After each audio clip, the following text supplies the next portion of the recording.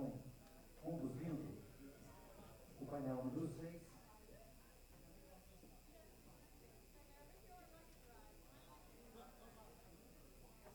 Que se dará em torno do tema Os Sistemas Internacionais de Justiça e a Proteção de Dados Pessoais. Gostaria de convidar já para convidar a mesa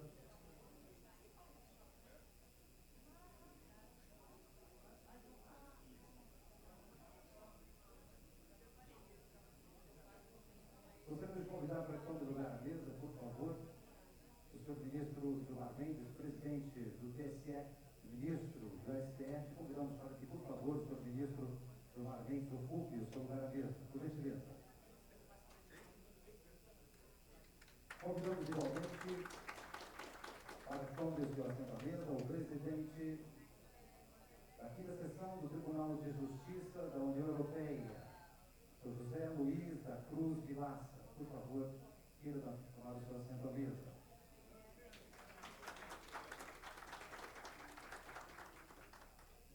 Bem, para que tome o seu lugar à mesa, o presidente do Tribunal de Justiça da União Europeia, Cohen Lenaers. Por gentileza.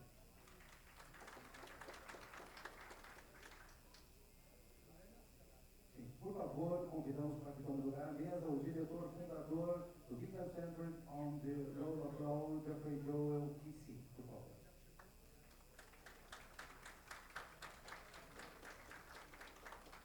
Por gentileza, o presidente da quinta sessão do Tribunal de Justiça da União Europeia, Sr. José Luiz da Cruz Vilaça, por favor, queira tomar o seu assento. Convidamos também a encarregada de negócios da Delegação da União Europeia no Brasil, Cláudia Wintersdorfer. Por gentileza, queira tomar o seu assento à mesa, ela que será a presidente desta mesa, deste painel. Aqui já passamos a palavra.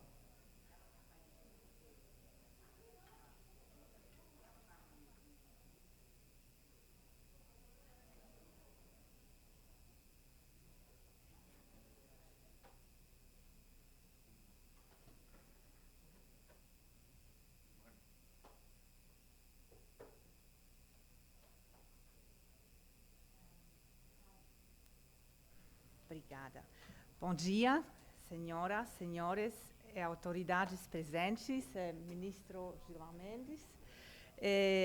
Realmente, em primeiro lugar, quero agradecer o convite feito à delegação da União Europeia pela Escola de Direito de Brasília, do Instituto Brasiliense de Direito Público, o IDP, para participar como presidente da mesa do painel Os Sistemas Internacionais de Justiça e a Proteção de Dados Pessoais.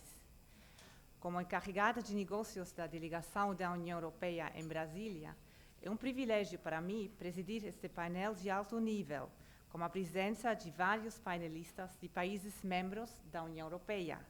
O professor Koen Lenaers, presidente do Tribunal de Justiça da União Europeia, o juiz José Luiz da Cruz Vilaça, presidente da quinta sessão do Tribunal de Justiça da União Europeia, e Sir Jeffrey Joel, que é o fundador do Bingham Center on the Rule of Law. O diálogo entre o Brasil e o Tribunal de Justiça da União Europeia teve início há 25 anos, mas o contato só foi retomado há pouco, culminando com a concretização da visita do presidente do Tribunal de Justiça do Brasil, e que esperamos que esta visita represente apenas o início de uma cooperação frutífera. Agora, para já não tomar mais tempo, tenho o prazer de introduzir, de apresentar nosso primeiro painelista. Temos uma pequena mudança no programa, então vai começar o juiz José Luiz da Cruz Vilaça, que é o presidente da quinta secção do Tribunal de Justiça da União Europeia.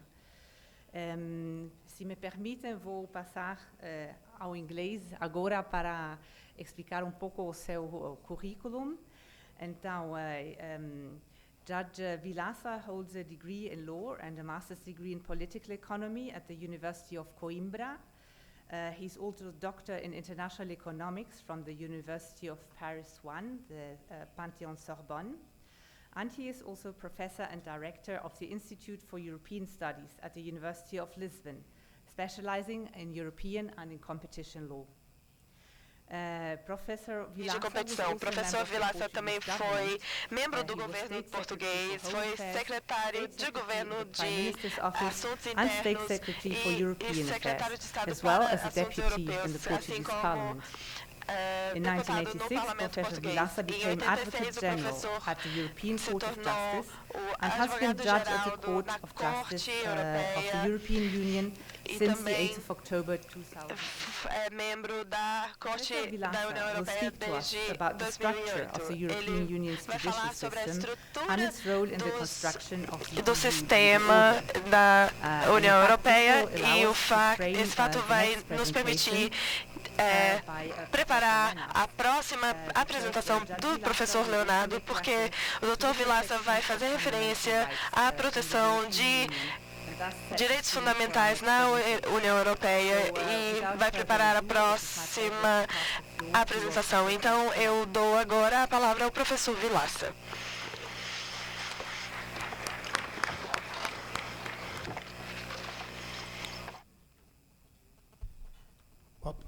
Good morning, everybody. Bom dia a todos. Deixem-me dizer-vos que é um prazer e um privilégio estar aqui em Brasília e perante um auditório tão distinto e poder usar a minha língua materna, a nossa língua comum, embora eu não a fale com a musicalidade, a bela musicalidade com que os brasileiros falam a nossa língua comum. Mas eu vou tentar um bocadinho. Eu agradeço a... Thank you, I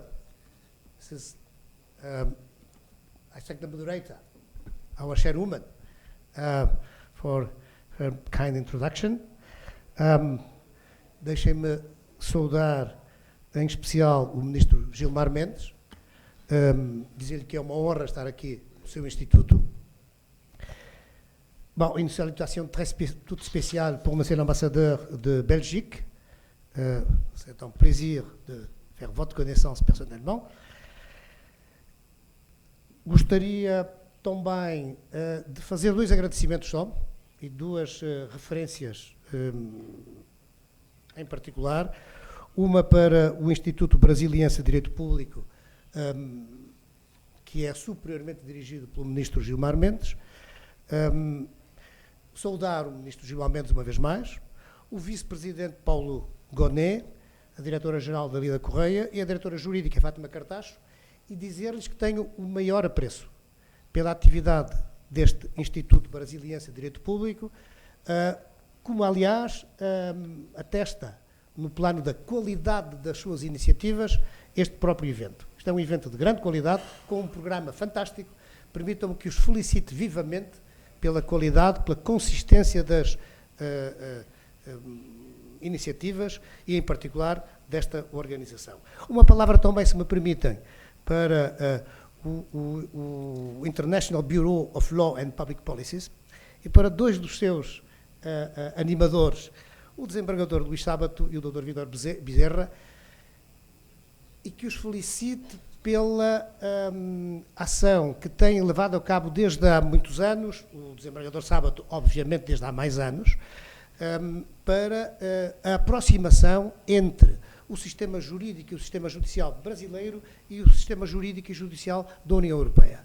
Tivemos a oportunidade, e para mim o prazer, de nos encontrarmos em várias ocasiões no Luxemburgo, no Tribunal de Justiça, e é, portanto, com grande prazer também que nos encontramos novamente aqui assim. Como a nossa moderadora anunciou, eu vou fazer uma intervenção que deverá constituir uma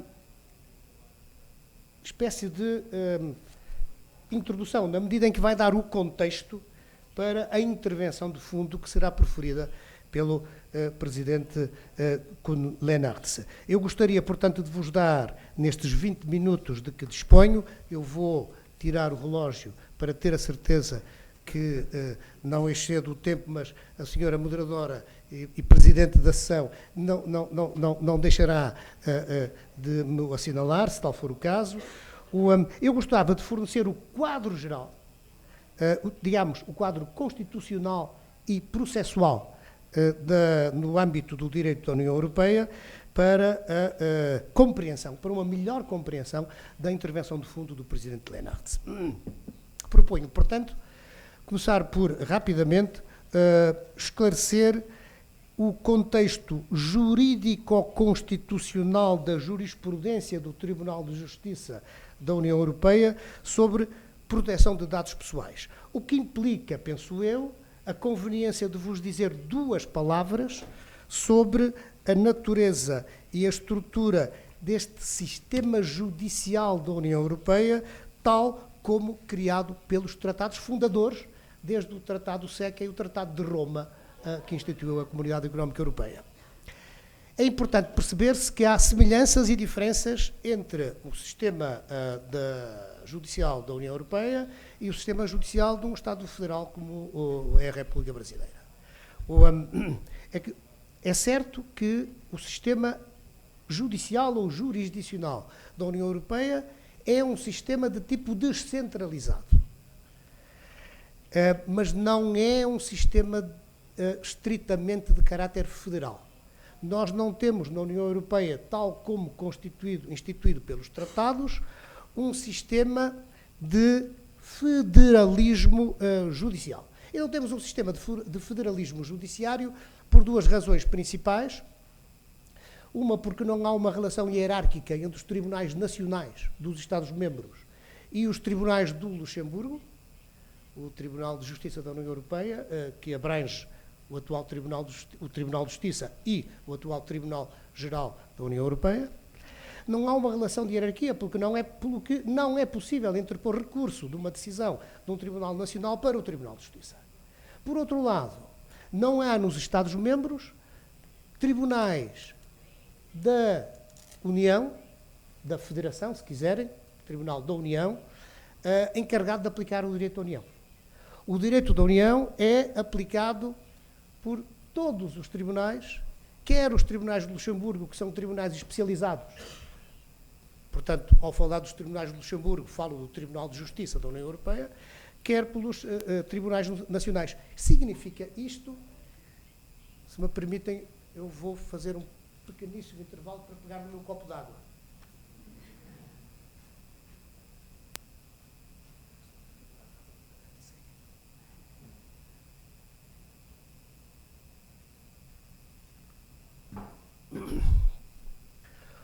Este sistema judicial assenta, portanto, sobre dois pilares. O pilar especializado dos tribunais de Luxemburgo e o grande pilar constituído por todos os tribunais nacionais, todos, quaisquer que eles sejam, nos 28 Estados-membros da União Europeia. Portanto, temos estes dois pilares, mas um sistema, no caso um sistema judicial, não existe apenas com dois pilares. É preciso um fecho da abóbada, é preciso uma ponte a ligar os dois pilares. Essa ponte é constituída pelo mecanismo do reenvio prejudicial instituído pelos tratados, hoje em dia regulado no artigo 267 do Tratado sobre o Funcionamento da União Europeia, através dos quais os tribunais nacionais, sempre que seja suscitada uma questão de direito da União Europeia perante eles, em processos que correm seus termos nos tribunais nacionais, podem, e em certos casos devem, suspender a instância e remeter uma questão prejudicial para o Tribunal de Justiça, pedindo-lhe que interprete ou que se pronuncie sobre a validade do direito da União quando a invalidade ou a nulidade ou a inaplicabilidade dessas normas da União seja eventualmente invocada pelos particulares perante o Tribunal Nacional. E isto é assim e é possível porque, tal como o Tribunal de Justiça desde sempre o declarou, a maior parte das normas dos tratados e do chamado direito derivado gozam do chamado efeito direto. Efeito direto significa isso que elas podem ser invocadas, as normas dos tratados e do direito da União, perante os tribunais nacionais pelos particulares. E essa é a forma normal de levar os particulares a invocar os direitos que eles retiram do direito da União perante os tribunais nacionais. Isto faz com que os tribunais nacionais funcionem na prática como os órgãos jurisdicionais comuns de aplicação do direito da União em todo o território da União. Qual é? Bom, a aplicação do direito da União, ainda por cima, com uma eficácia específica que é a do primado do direito da União sobre os direitos dos Estados-membros. A invocação do direito da União pode paralisar a eficácia, a aplicação de uma norma interna que seja contrária aos tratados e, em geral, ao direito da União. O princípio do efeito direto e do primado são os dois pilares fundamentais também da ordem jurídica da União Europeia. O objetivo do mecanismo do reenvio prejudicial é assegurar que este mecanismo funcione efetivamente, que os tribunais nacionais estejam em condições de assegurar efetivamente, portanto, o princípio da efetividade, efetivamente a aplicação do direito da União, e, além disso, que o façam de uma maneira, tanto quanto possível, uniforme em todo o território da União. Não é fácil, numa União com 500 milhões de habitantes e vários sistemas jurídicos nacionais distintos uns dos outros e várias línguas a serem faladas, não é fácil obter uma aplicação uniforme deste direito. Dois corolários desta situação é que os particulares têm naturalmente um acesso limitado um acesso direto, limitado aos tribunais de Luxemburgo. O acesso faz-se naturalmente através dos tribunais nacionais que, como eu disse, funcionam como os tribunais comuns de aplicação do direito da União Europeia nos Estados-membros. E, como o Tribunal de Justiça já o declarou, é este sistema no seu conjunto que é chamado a assegurar a tutela jurisdicional efetiva dos direitos dos particulares no quadro da ordem jurídica da União Europeia. É este sistema no seu conjunto e não apenas os tribunais do Luxemburgo. Ora bem, pois foi exatamente por esta via do reenvio prejudicial que o Tribunal de Justiça tem sido chamado a pronunciar-se sobre o nível de proteção dos direitos fundamentais dos particulares da ordem jurídica da União e, em especial, no caso que hoje nos vai ocupar, sobre a proteção de dados de caráter pessoal que digam respeito a esses particulares. O Presidente Leynaerts falar-vos-á especificamente de um certo número de acórdãos do Tribunal de Justiça que, no contexto das graves ameaças que enfrentam atualmente as nossas sociedades abertas e democráticas e que põem em causa os valores essenciais sobre os quais estas se baseiam, os acórdãos em que foi necessário, o Tribunal de Justiça foi chamado a intervir, no sentido de estabelecer um equilíbrio, um adequado equilíbrio entre diferentes direitos fundamentais. Por um lado, as exigências primordiais de segurança de pessoas e bens, incluindo o próprio direito à vida e à dignidade humana, e, por outro lado, o respeito pela vida privada e o direito à proteção dos dados pessoais. Estes acórdãos de que o Presidente Leynaerts vos falará resultaram de reenvios, exatamente, de reenvios prejudiciais de tribunais de diferentes Estados-membros, tribunais esses com distintas posições na respectiva hierarquia judicial. Ouvireis, por isso, falar de digital rights, pedidos de decisão prejudicial da High Court irlandesa e do Tribunal Constitucional austríaco, de Schrems, reenvio da High Court da Irlanda, de Google Spain, questões prejudiciais colocadas pela Audiência Nacional Espanhola, de Volker e Markus Schecke, um reenvio do Tribunal Administrativo de Wiesbaden, na Alemanha. Nestes processos, foi, perante os tribunais nacionais, suscitada exatamente a interpretação e posta em causa a validade de normas de diretivas da União Europeia relativas, em particular, ao tratamento e à conservação de dados e à proteção da privacidade e da confidencialidade das comunicações, bem como a validade de decisões das instituições europeias para a aplicação dessas diretivas ou mesmo de regulamentos em matéria de política agrícola.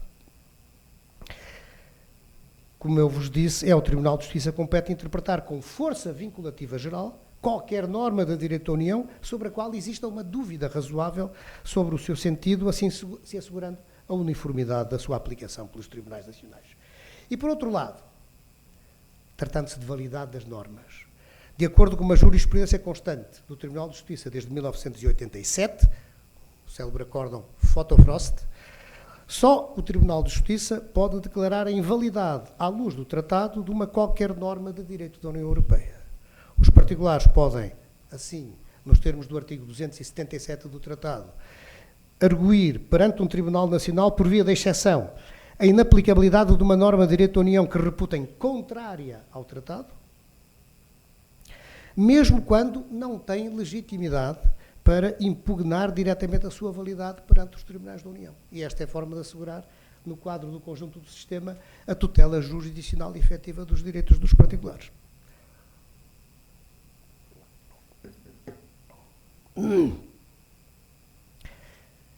Gostaria de lembrar, além disso, que, tratando-se de diretivas da União Europeia, é aos Estados-membros que compete assegurar a necessária transposição em direito interno das suas normas, de maneira a permitir alcançar os resultados pretendidos pelo legislador da União.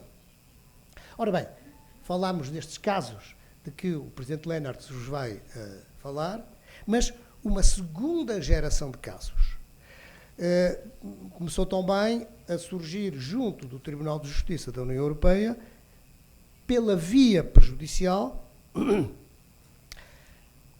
a fim de que o Tribunal de Justiça ajuize da conformidade com normas ou princípios gerais do direito da União Europeia, designadamente o princípio da proporcionalidade, bem como com o próprio Acórdão Digital Rights, das regras adotadas no plano nacional por vários Estados-membros para transposição da diretiva que, entretanto, foi anulada pelo Acórdão Digital Rights. E é esse o caso de duas questões prejudiciais que estão em fase de apreciação pelo Tribunal de Justiça atualmente, uma proveniente do Reino Unido, David Davis e outros, e outra proveniente da Suécia, Tele2 Sverige, que estão em processo de deliberação. Portanto, uma segunda geração de casos já suscitado pela questão da compatibilidade com o direito da União das normas adotadas para transposição da diretiva que foi anulada pelo Acórdão Digital Rights do Tribunal de Justiça. E não é de excluir que estas questões possam chegar ao Tribunal de Justiça ainda por outras vias processuais. Gostaria só de fazer uma breve referência a isso. Em especial, através de pedidos de parecer do Tribunal de Justiça sobre projetos de acordos internacionais, é o artigo 218, número 11 do Tratado sobre o Funcionamento da União Europeia, que o prevê. Estes pareceres sobre projetos de acordo, de acordos internacionais, a celebrar pela União, podem ser solicitados ao Tribunal de Justiça por qualquer Estado-membro ou por uma qualquer das três instituições políticas da União Europeia, o Parlamento Europeu, o Conselho ou a Comissão. A importância disto é que, se o parecer do Tribunal de Justiça concluir pela eventual incompatibilidade, é uma avaliação prévia da compatibilidade com os tratados desse projeto de acordo ou da constitucionalidade desse projeto de acordo. Se o parecer do Tribunal de Justiça concluir pela eventual incompatibilidade do projeto com os tratados, o acordo projetado não poderá entrar em vigor, a menos que a proposta seja alterada ou que, em alternativa, se proceda, se for caso disso, e se for possível, a uma revisão dos tratados. É neste contexto que está pendente, atualmente, o pedido de parecer 1 de 2015, apresentado pelo Parlamento Europeu sobre a transferência e o tratamento de dados dos passageiros de transportes aéreos entre a União Europeia e o Canadá, o chamado acordo PNR entre a União Europeia e o Canadá. Este procedimento é particularmente importante porque permite prevenir a ocorrência de contestações sobre a legalidade dos acordos internacionais celebrados pela União após a sua assinatura e a sua entrada em vigor. Portanto, previne-se essa eventualidade no momento anterior. Ora bem, as considerações que fiz até agora levam-me rapidamente a passar a um ponto que tem a ver com a questão mais geral da proteção dos direitos fundamentais na ordem jurídica da União, anteriormente, como sabem, designada Ordem Jurídica Comunitária. Pode dizer-se que esta questão da proteção dos direitos fundamentais começou por não ser, durante alguns anos, um tema de apreciação jurisdicional no âmbito da ordem jurídica da União. A Comunidade Europeia não dispôs, durante muitos anos, de um catálogo escrito de direitos fundamentais, o que em si não é surpreendente, uma vez que, sobretudo na sua primeira fase de construção e de desenvolvimento, se tratava essencialmente de um esquema de integração baseado em meras, digo meras, entre aspas, liberdades de caráter económico e comercial. Por isso, só alguns anos mais tarde é que a jurisprudência do Tribunal de Justiça foi confrontada com a questão dos direitos fundamentais na ordem jurídica comunitária. Invocada que foi no final dos anos 1950 e na primeira metade dos anos 1960, perante um alto tribunal alemão e um alto tribunal italiano, a incompatibilidade de certas normas do chamado direito derivado da comunidade, com princípios e direitos fundamentais consagrados nas constituições desses países, o Tribunal de Justiça começou por não se considerar competente pela via prejudicial, foi solicitado a intervir pela via do reenvio prejudicial. Começou por não se considerar competente para se pronunciar sobre essa questão. E foram, curiosamente, a insistência e a pressão dos tribunais constitucionais alemão e italiano. Recordo a famosa jurisprudência Solanga, do Bundesverfassungsgericht, do Tribunal Constitucional Alemão, que levaram o Tribunal de Justiça a infletir o rumo e a abrir o caminho para uma jurisprudência, estamos a falar ainda dos anos 60, uma jurisprudência de grande alcance, extremamente avançada, e anos 70, para a proteção dos direitos fundamentais na ordem jurídica da União Europeia. Para este efeito, apoiando-se na consideração de que os direitos humanos fundamentais faziam parte integrante dos princípios gerais do direito comunitário que a ele o Tribunal de Justiça competia proteger, o Tribunal de Justiça inspirou-se nas tradições constitucionais comuns aos Estados-membros e nas orientações fornecidas pelos tratados internacionais de proteção dos direitos fundamentais, dos direitos humanos fundamentais, em cuja elaboração os Estados-membros tinham participado ou de que eram parte, para ir na sua jurisprudência definindo paulatinamente um catálogo não formal de direitos fundamentais que foi progressivamente impondo ao respeito de todos na ordem jurídica da União. A evolução, neste sentido, desencadeada pelo Tribunal de Justiça na sua jurisprudência, culminou com a proclamação pelas 3 instituições políticas da União Europeia, de que há bocado falei, por ocasião do Conselho Europeu de Nice, de dezembro de 2000, de uma Carta dos Direitos Fundamentais da União Europeia, a qual, com alguns ajustamentos posteriores, foi retomada em dezembro de 2007 e à qual foi conferida, na altura do Tratado de Lisboa, pelo artigo 6º do Tratado da União Europeia, o mesmo valor jurídico que os tratados. É, em síntese, o respeito por direitos hoje em dia consagrados na Carta, que está em causa, direta ou indiretamente, na jurisprudência à qual se referirá o Presidente Leynaerts. Limitar-me-ei, neste contexto, ainda a sublinhar uma questão, a importância, no quadro da proteção, da tutela judicial e efetiva dos direitos fundamentais, dos preceitos finais da Carta, esqueçamos agora os vários direitos nela consagrados, a importância dos preceitos finais da Carta que regem a interpretação e a aplicação desta. Assim, o artigo 51, número 1 da Carta, esclarece que as disposições da Carta têm por destinatários, quem são os destinatários das disposições da Carta Europeia dos Direitos Fundamentais, ou da Carta Fundamental, da Carta dos Direitos Fundamentais da União Europeia, têm como destinatários as instituições, os órgãos e os organismos da União, portanto, na sua atividade jurídica e administrativa no quadro da União, mas também os próprios Estados-membros, mas estes apenas quando apliquem o direito da União. E na mesma linha, o número 2 do artigo 51, deste mesmo artigo 51, sublinha que a Carta não alarga o direito da União para além das competências desta União e também não cria para esta nem modifica quaisquer atribuições ou competências. Quer isto dizer que, em se tratando de atos dos Estados-membros, as disposições da Carta e os direitos nela consagrados só são aplicáveis quando a situação controvertida seja abrangida pelo âmbito de aplicação de outras disposições materiais de direito da União Europeia. Se assim é, questões prejudiciais, mas que foram já remetidas ao Tribunal de Justiça, às quais já me referi, por tribunais britânicos e suecos, sobre a compatibilidade das normas internas com a Carta, caem, em princípio, na competência interpretativa do Tribunal de Justiça. Para terminar,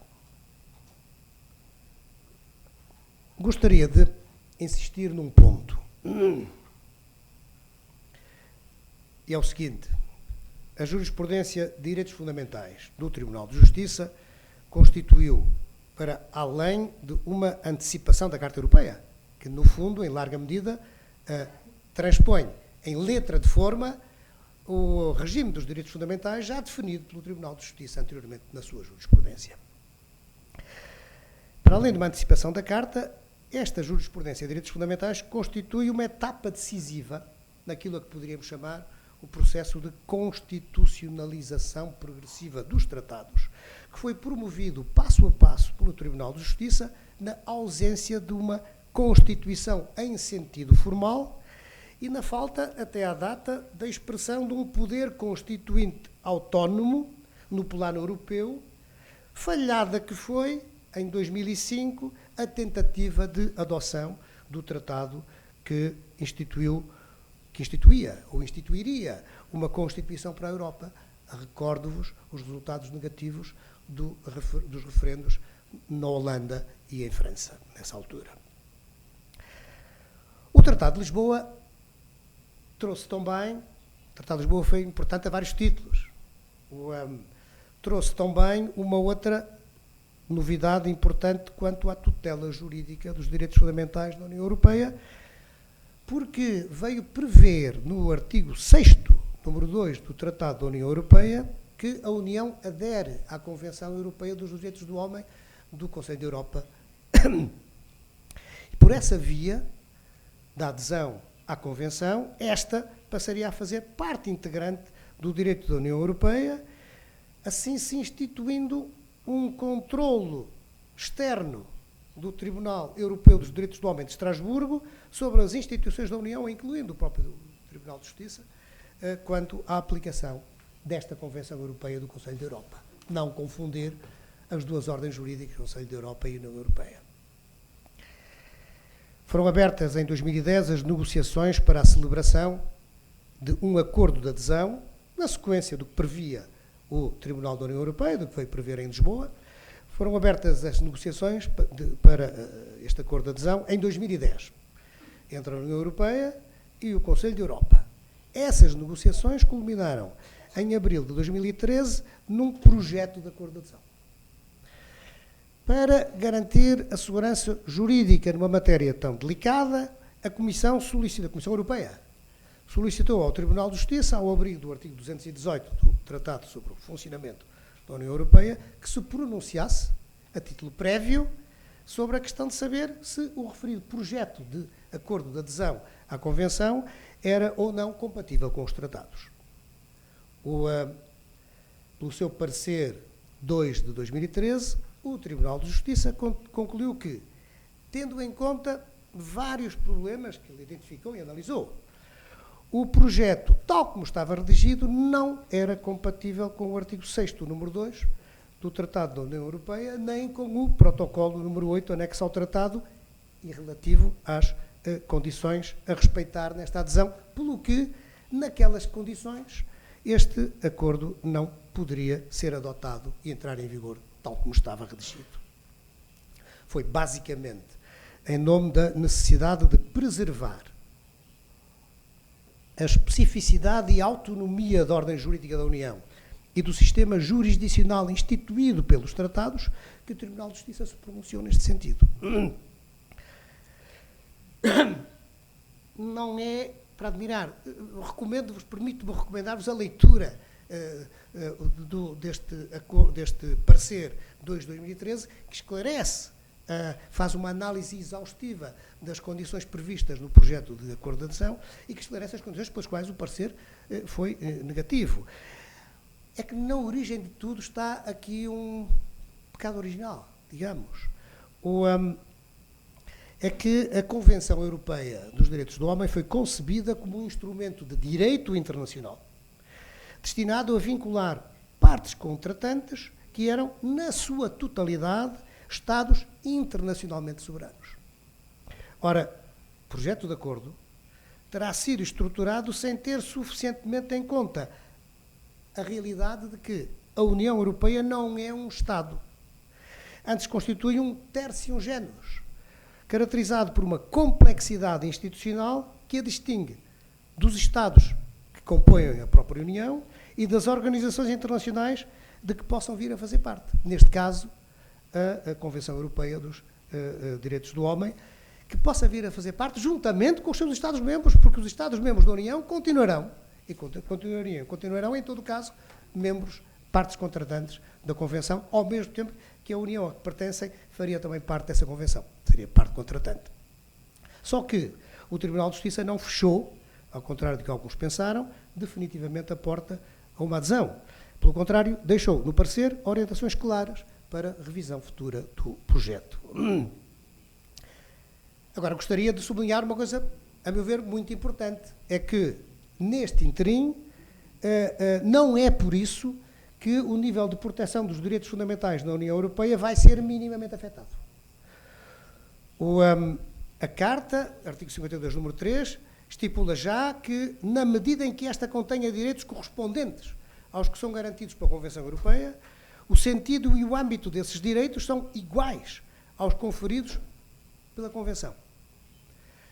E não impedem, além disso, o direito da União Europeia de conferir uma proteção mais ampla. Em todo o caso, a própria Carta esclarece também, artigo 53, que nenhuma das suas disposições pode ser interpretada de maneira a contribuir para restringir ou lesar os direitos humanos fundamentais previstos pelo direito da União Europeia, pelas constituições dos Estados-membros e pelas convenções de que a União seja parte. Não estamos perante um contexto institucional muito simples, nem fácil, mas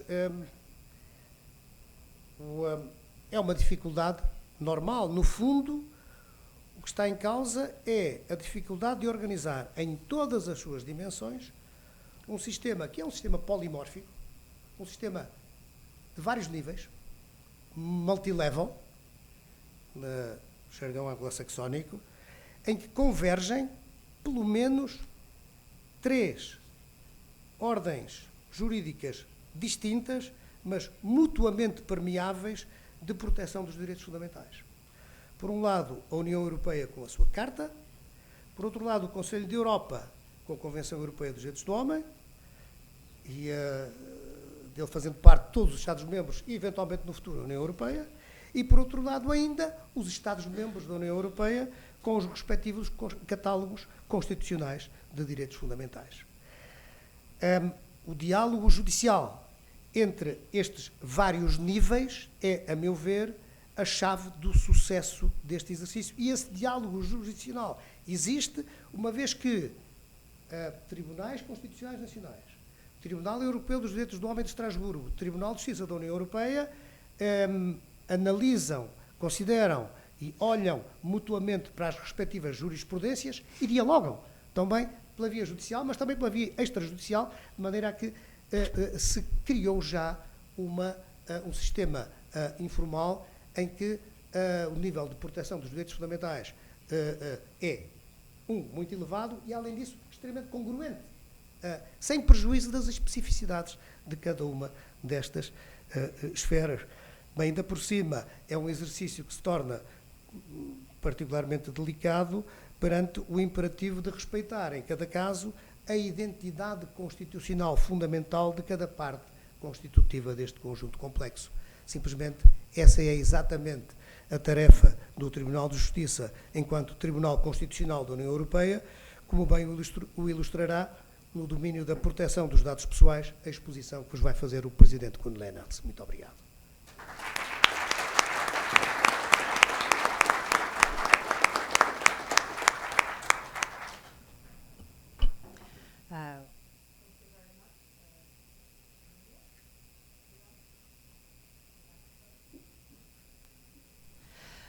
Well, it is now my pleasure to introduce to you our next speaker, Professor Dr. Koen Lenaerts, who is President of the Court of Justice of the European Union. He has a distinguished career, and as I've already had the opportunity to witness, he is also a polyglot fluent in many European languages. So Professor Lenaerts has a PhD in law from the Katholieke Universiteit Leuven in Belgium, where he has also been a professor of European law. He completed a Master of Law and a Master in Public Administration at Harvard University and returned there as a visiting professor to the law school. Professor Lenaerts has also taught at the Collège d'Europe in Bruges before entering the European justice system in 1989, where he has held several positions. He has been president of the Court of Justice since October of last year, and it is in this capacity that he will speak to us today about the case law of the Court of Justice of the European Union with regard to the protection of personal data. This is a fascinating topic which has assumed great relevance with the rise of the Internet, which poses new challenges in this regard. And on this point, I would also like to highlight that this is a subject on which Brazil has taken a lead internationally with the Net Mundial Conference on Internet Governance in 2014. And it is also a subject on which the EU and Brazil are cooperating closely. Cyber policy has become a part of the agenda of our bilateral EU-Brazil strategic partnership, and Brazil and Germany have jointly presented a resolution at the United Nations General Assembly on the right to privacy in the digital age. So with this introduction and without further ado, sobre os direitos à privacidade. Então, gostaria de passar agora a palavra ao Professor Lenaerts.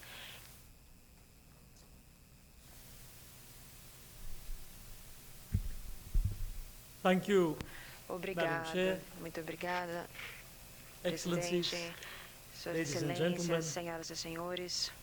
It's a real pleasure and an honor for me É um prazer para to be mim, here uma today grande honra estar aqui to address hoje you in para this falar com beautiful vocês modern capital city nesta capital Brasília, moderna e in maravilhosa the que heart nós temos of aqui em this great Brasília, no country, coração deste país Brazil, maravilhoso, o which Brasil, is almost que é a quase continent um all by itself. continente I would pelo seu first like to tamanho. thank my Primeiro, eu hosts, gostaria de the Escola de agradecer Direito a Escola de of the Direito Instituto e Brasiliense também o de Instituto Direito Brasiliense Público, de Direito and Público, especially e the especialmente scientific coordinators of the Congress, o professor Dr. Gilmar Mendes, presidente Superior Electoral Court, the Minister of the Supreme do Tribunal Federal Superior Eleitoral e também ministro do Tribunal de Justiça, do Supremo Court, Branco, Tribunal de Associate Federal Justiça, Prosecutor o General, professor for inviting Branco, me to também que participate me convidou in para this participar prestigious congress neste congresso de for alto organizing prestígio so well e também por my organizar visit, também my first a visit minha to primeira Brazil. visita ao Thank you Brasil. very much. Então, muito obrigado por isso.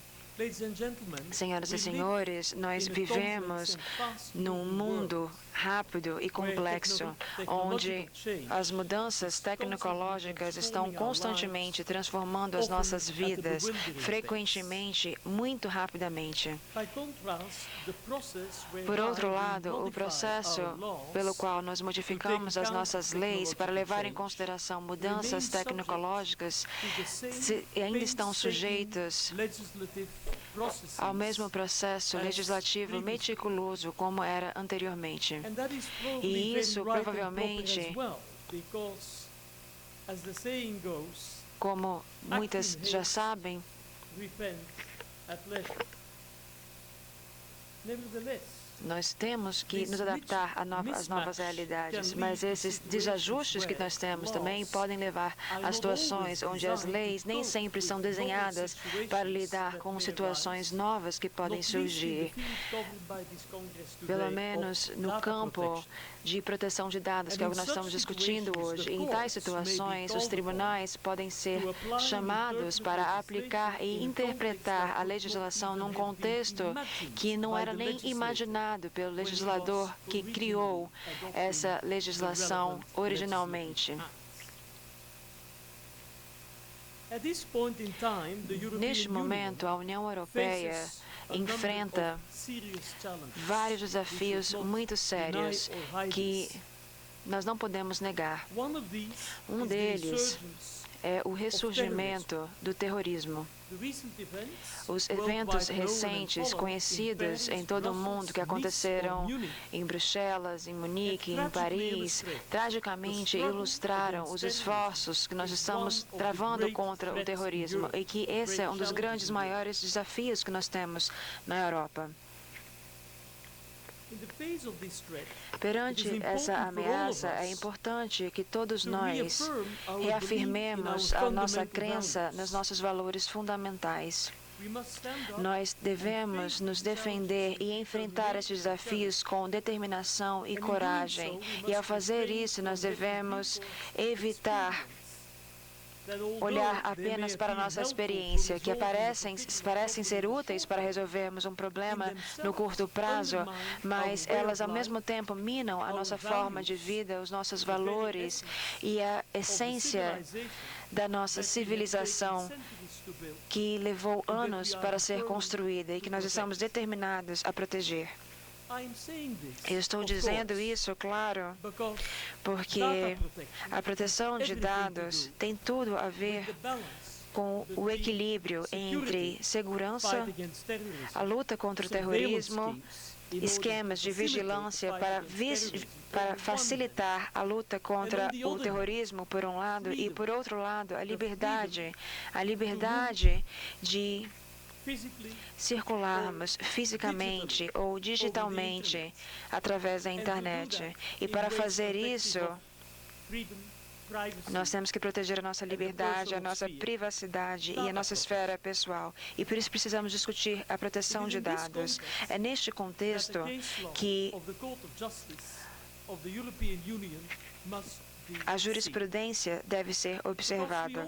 Claro que todos nós sabemos que, muito naturalmente, autoridades do Executivo, tanto no nível da União Europeia, também no nível dos Estados-membros, e eu acho que não é muito diferente nessa parte do mundo,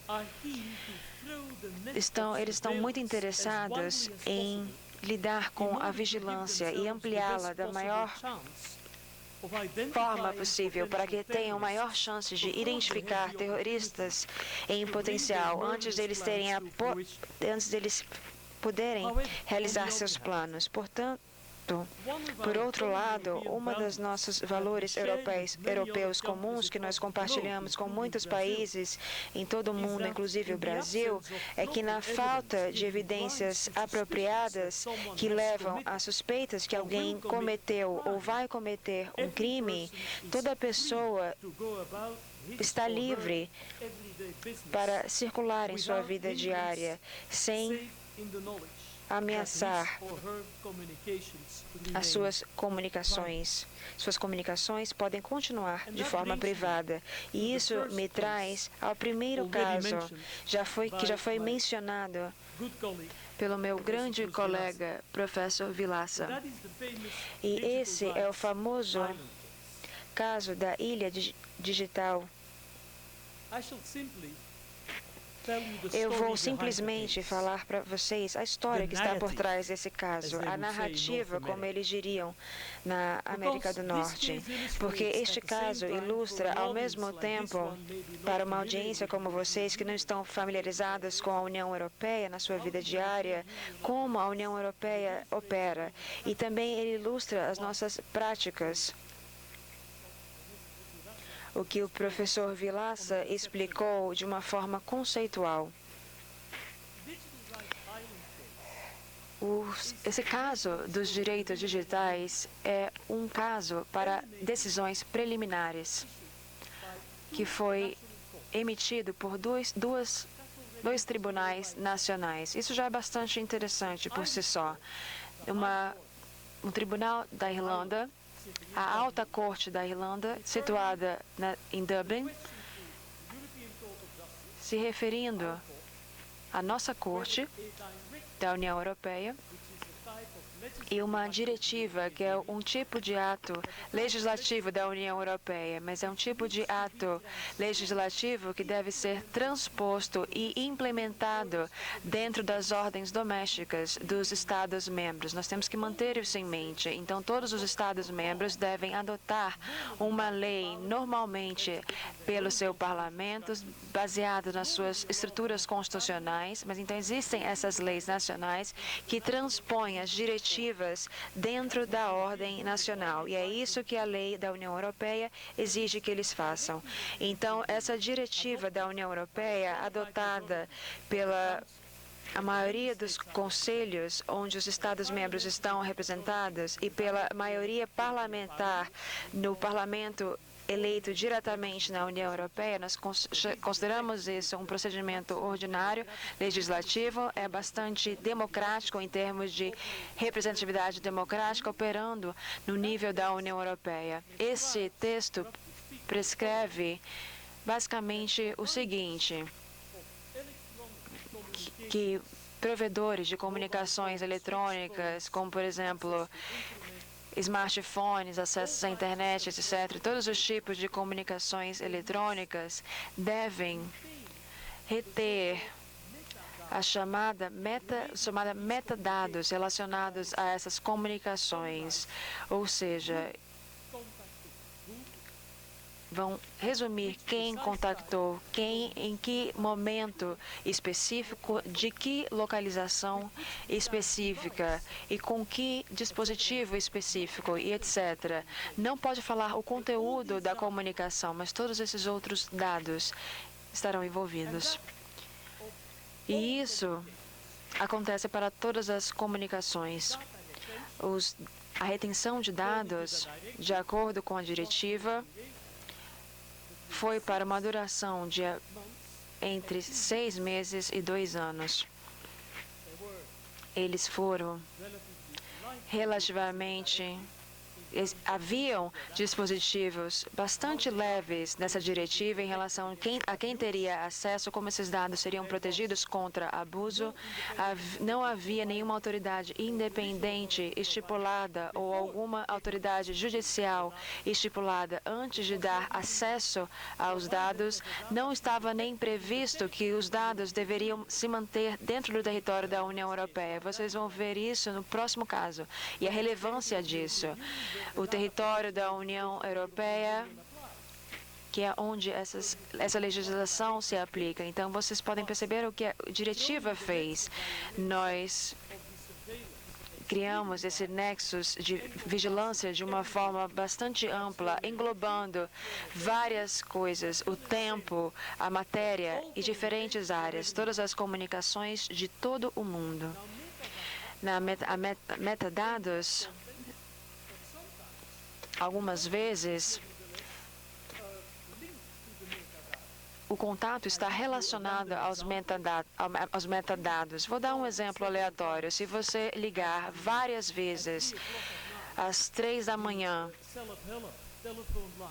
para algum telefone que ajuda pessoas uma linha de ajuda a pessoas que querem cometer homicídio, isso vai mostrar o seu perfil, o perfil da sua personalidade. O mesmo acontece quando estamos garantindo acesso à internet. Na verdade, os dados permitiam que nós soubéssemos quais sites você tinha visitado, que isso é uma forma de conteúdo. Então, não era o conteúdo da sua comunicação, o que você disse exatamente durante a sua comunicação, durante a sua ligação. Além disso, a localização, os dispositivos de localização também são muito importantes. Você pode, por exemplo, descobrir onde está acontecendo um protesto contra as políticas do governo e, dessa forma, a polícia pode saber, através de seus celulares, as pessoas que estavam nesse protesto. Podem até enviar uma mensagem para essas pessoas dizendo: a gente sabe que você estava lá. Claro que isso causa algum efeito sobre o comportamento das pessoas.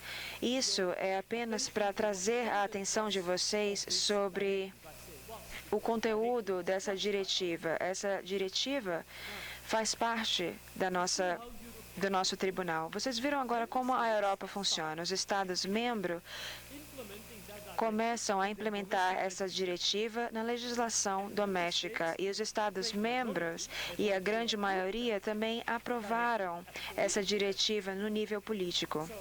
Então, eles não têm nenhum problema em começar o processo legislativo. Existe uma coerência no comportamento político no nível doméstico e no nível da União Europeia. Mas os nossos Estados-membros, e o professor Vilaça também enfatizou isso, que nós estamos baseados no Estado de Direito, o que quer dizer que nós temos tribunais constitucionais ou tribunais superiores ou outros mecanismos judiciais, dependendo de que Estado-membro nós estamos falando. E casos podem ser trazidos, ações podem ser iniciadas contra o governo. Esses mecanismos existem em diferentes Estados-membros e é isso que nós estamos vendo funcionando aqui. Eu falei para vocês que existem duas referências. Os casos são conhecidos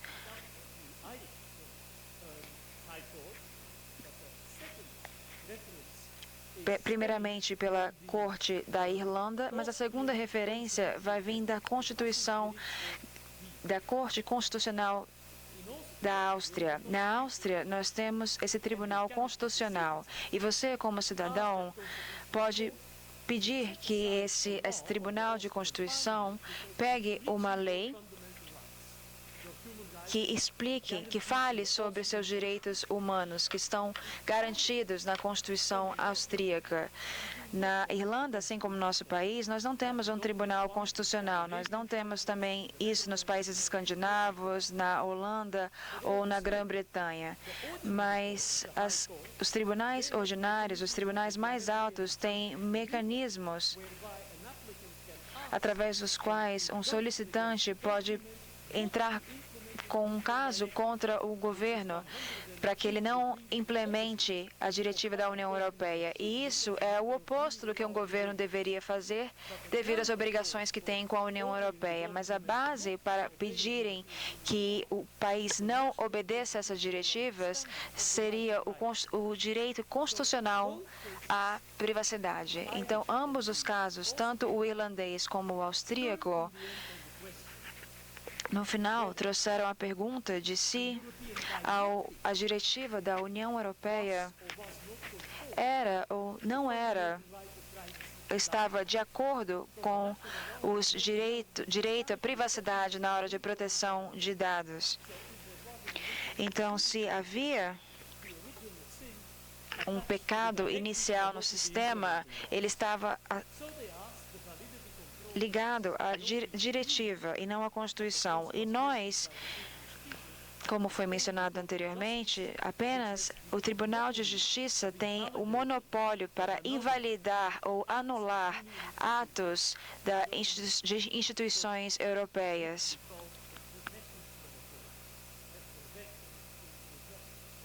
Ele está falando alemão.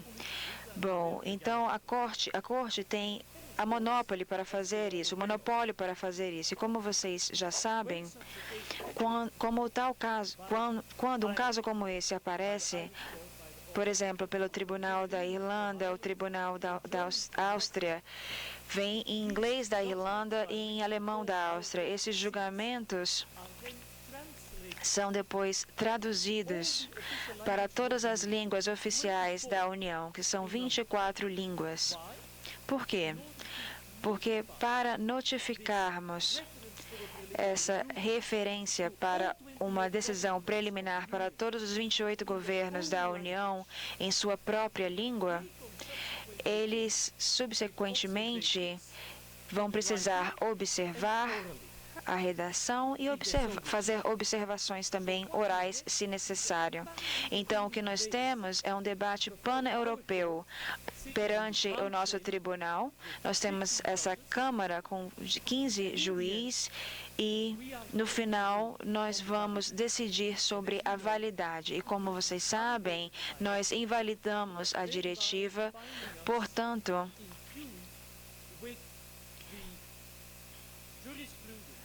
nós lidamos com a jurisprudência dos tribunais constitucionais em toda a União Europeia. Esse é um caso onde nós anulamos ou invalidamos, como eu disse. Mas por quê? Não porque nós acreditávamos que a luta contra o terrorismo e os crimes internacionais não era importante. Nós sabemos que essa luta é importante e é um objetivo de interesse geral que pode limitar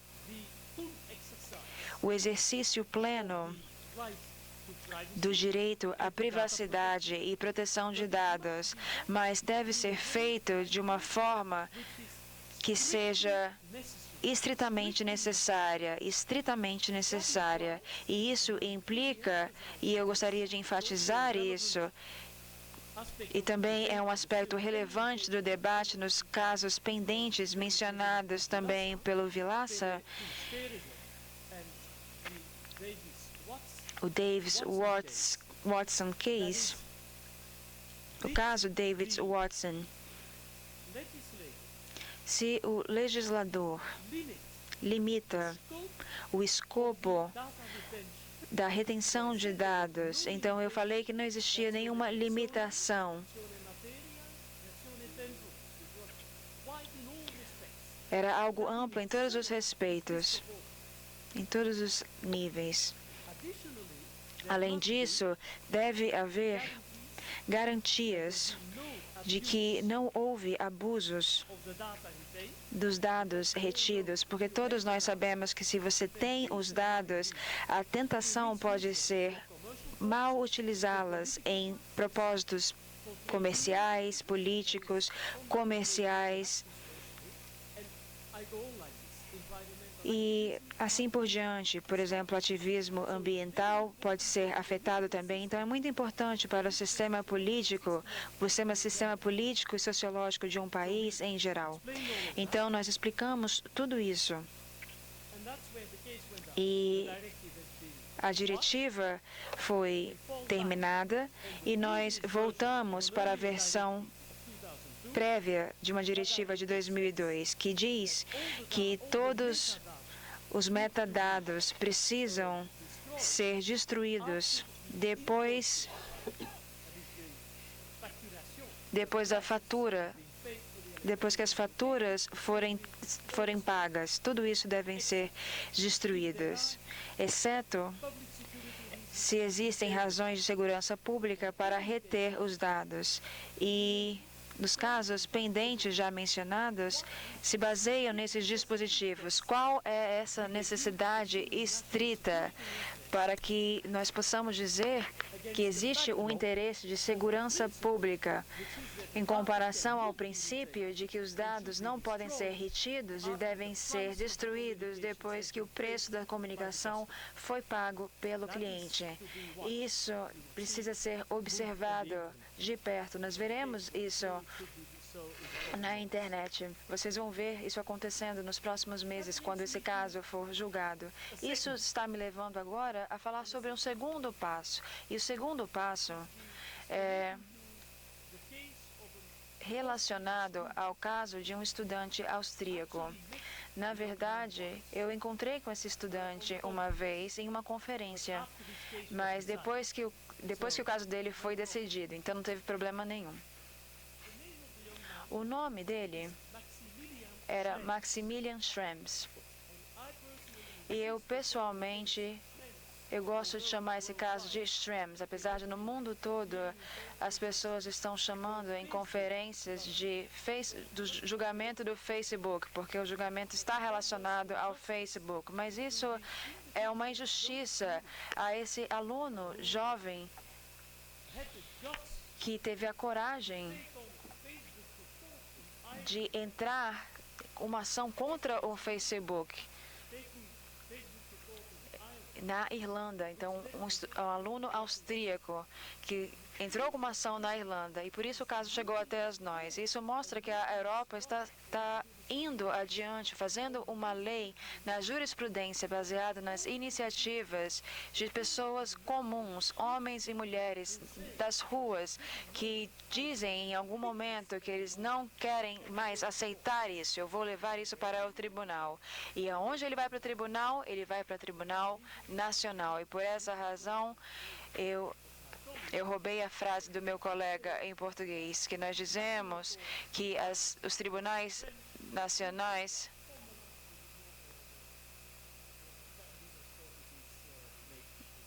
eu tenho certeza que vocês entenderam isso. E o que nós vamos ver que esse caso do Maximilian, ele tinha 23 anos na época e ele abriu uma conta no Facebook. E todos nós sabemos que para você fazer isso, eu não tenho, na verdade, uma conta no Facebook, mas eu sei que muitas pessoas têm, as minhas filhas têm, e elas me mostraram como funciona. Elas abriram uma conta adicional só para me mostrar como é que funcionava o processo. Então, basicamente, você tem que simplesmente marcar algumas caixinhas. E quando você não marca essas caixinhas, você não consegue passar para o próximo passo e o sistema bloqueia. Por que isso é relevante quando estamos falando do lado legal? É relevante porque quando nós estamos checando essas caixas, nós estamos acordando com diferentes limitações, restrições relacionadas à privacidade, etc. Uma das caixinhas que você marca automaticamente, porque sem ela você não consegue abrir a conta, é em relação ao consentimento de que todos os dados da sua conta, todas as comunicações, incluindo, prestem atenção, o conteúdo da comunicação, o conteúdo real dessa comunicação, tudo é transferido para o serviço principal no Facebook, servidor nos Estados Unidos, servidor principal do Facebook nos Estados Unidos. Nós sabemos que há alguns anos, um homem chamado Edward Snowden, eu acho que todos vocês já ouviram falar no Edward Snowden. Ele fez várias revelações ilustrando como a NSA, a Agência Nacional de Segurança dos Estados Unidos, entende as leis americanas que contêm uma linguagem bastante geral, autorizando acesso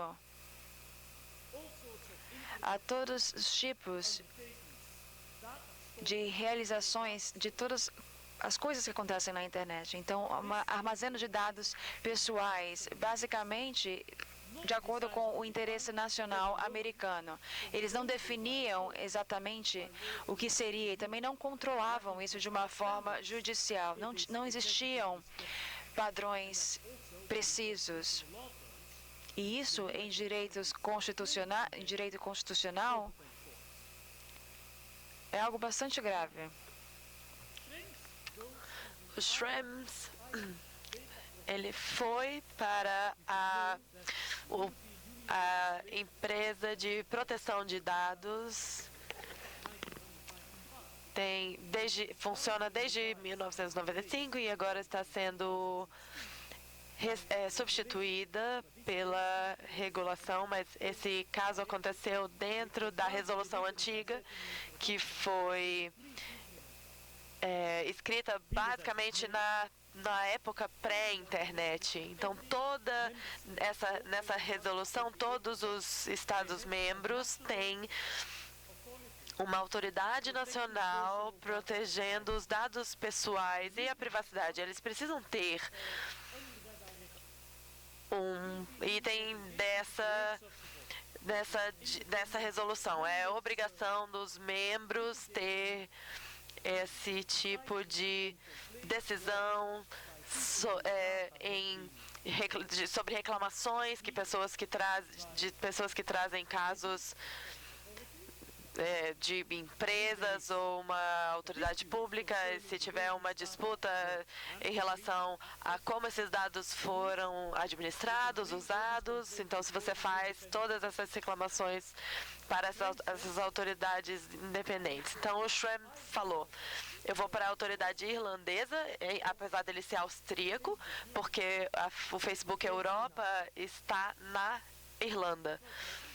Sem problema, ele fala inglês, ele vai para a autoridade irlandesa e ele pede que o Facebook pare de transferir dados para os Estados Unidos, porque o consentimento que ele deu, quando ele clicou nas caixinhas, quando abriu a conta dele, não estava informando, não era um consentimento. Ele não era um consentimento negociável, ele era não negociável não era um contrato que ele podia negociar, ele simplesmente aderia ao contrato ou não, então não era um consentimento. Então, em qualquer evento, ele ou retirava ou, então, ele queria que o Facebook retirasse. Então, o Data Protection, a Facility de Data Protection falou, olha, não podemos fazer isso pelos tais motivos. A Comissão Europeia, em maio de 2000, se baseou na resolução de 95 e adotou a decisão que achava o sistema de proteção de dados dos Estados Unidos globalmente equivalente ao europeu, entre aspas. E aí, essa era uma decisão legal, não contestada pela comissão, baseada na resolução. Como uma autoridade nacional, eu estou ligada à decisão da União Europeia. E aí o Schrems disse, isso não pode ser verdade, porque essa decisão é de maio de 2000, mais antes do 11 de setembro, e houve várias mudanças na legislação, e ainda mais depois das revelações do Snowden. Então, ele ficou insatisfeito com essa decisão e aí ele levou ela para o tribunal. E isso foi o gatilho. Isso levou a uma ação de uma revisão dessa decisão administrativa na Corte Superior em Dublin. E esse tribunal se dirigiu a nós e falou, essa decisão de maio de 2000 ainda é válida, agora que nós sabemos o que nós sabemos? E aí, as circunstâncias que foram desenvolvidas nesse meio tempo. Então, para resumir, nosso tribunal tomou a decisão em favor ao Schrems. Nós invalidamos a decisão da comissão e dissemos que é importante, e isso é importante para vocês que estão interessados na técnica de proteção de direitos fundamentais, dissemos que pela primeira vez, e eu posso garantir a vocês, a única vez até agora que a decisão da comissão foi invalidada, porque ela declarou a equivalência de um terceiro estado, que era os Estados Unidos, o sistema deles de proteção de dados, que era contrário à essência ao direito de proteção de dados pessoais. Isso é uma tradução bem aproximada do conceito da lei alemão. Ele está falando alemão agora. Então, essa é a essência. Se a essência for quebrada, você simplesmente não pode ter nenhuma justificação. Então, no julgamento do Schrems, a corte não fez nem análise das justificações, porque tecnicamente essa justificação era impossível. Se você lê o primeiro parágrafo do artigo 52 da Carta dos Direitos Fundamentais da União Europeia, ela dá as condições a todos os direitos fundamentais. Então, todos esses todos os outros podem ser limitados. Então, a primeira condição central é que a essência do direito não será quebrada. E esse era o caso. E então, nós anulamos totalmente a decisão da comissão. Então, finalmente, o último caso que vocês deveriam saber, e ele não está ligado diretamente à luta contra terrorismo ou crime, porque, na verdade, a essência do direito foi quebrada, é porque os Estados Unidos têm um acesso muito simples de todos os conteúdos, de todas as comunicações, de toda a população usando o Facebook. E aí eles disseram, nós precisamos disso para fazer... nós precisamos disso para fazer o que nós temos que fazer depois do 11 de setembro. E essa questão agora não é uma questão contra a luta contra o terrorismo, mas é uma questão de como a internet, através das possibilidades tecnológicas, muitas pessoas diriam oportunidades, ou positivamente cria o e-commerce em serviços, em mercadorias ou comunicações entre pessoas que estão remotamente longe. Então, tem efeitos positivos. O acesso à informação, você vê que tem essas ferramentas de busca muito poderosas. Tudo isso que você conhece em termos de informação, quando eu vejo meus alunos escrevendo as dissertações, eu não recebo tantas agora que eu sou presidente, mas o jeito que nós conseguimos fazer pesquisa agora, comparado com o que fazíamos 35 anos atrás, é outro mundo. Então, com certeza há coisas positivas sobre a internet, mas também há vários perigos que você não iria ver imediatamente. E eu estou me referindo aqui ao Google, ao caso da Espanha do Google. Não sei se todos vocês conhecem. Esse é o meu último exemplo e depois eu vou fechar aqui minha fala. O Google Espanha, é um caso que chegou ao nosso tribunal, não veio da Áustria ou da Irlanda. Vocês vão achar que todos os casos vêm desses países, mas é só uma coincidência. Esse é um caso que veio da Espanha, do Google. Você tem aqui um empresário espanhol chamado González, Conserja González. O cara quer ser conhecido pelo seu nome, que é bem paradoxal, porque o caso era sobre a privacidade dele, mas ele estabeleceu o princípio, o princípio foi que ele ganhou o caso para ser conhecido pelo seu nome. Então, ele escreveu o nome dele completo na decisão. Tem algumas partes que sempre querem esconder seus nomes, outras... Então, esse é um caso em que a pessoa queria ganhar notoriedade com seu nome. Então, nesse caso, ele tinha dívidas, a administração da Espanha e também a Previdência Social da Espanha. Ele não está falido, mas ele não tinha liquidez para pagar.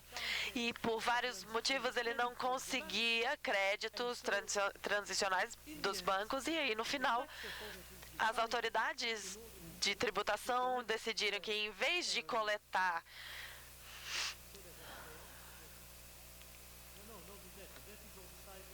de dívida é do lado o crédito, os credores. E para os credores, para eles conseguirem, eles começaram a vender obrigatoriamente uma das fábricas desse empresário. Basicamente era uma fábrica, eu não sei exatamente se era uma fábrica, enfim. Justo, se você tem esse procedimento de venda pública, você precisa se assegurar que quanto mais candidatos devem ser apresentados, e aí eles vão dar seus preços, e aí os preços vão subir. Então você precisa de vários candidatos a comprar. Então eles forçaram a venda dessa propriedade, e aí o anúncio desse evento seria uma venda forçada para ganhar esse crédito, e ele seria anunciado em vários jornais. Alguns desses jornais já no fim dos anos 90, eles já eram digitais, nas versões digitais, outros eram só impressos. Um deles era o Vanguardia. A venda foi feita, as dívidas foram pagas, e aí 3 anos depois, o senhor Coserra González ganhou uma reabilitação formal da sua honra, e aí ele continuou.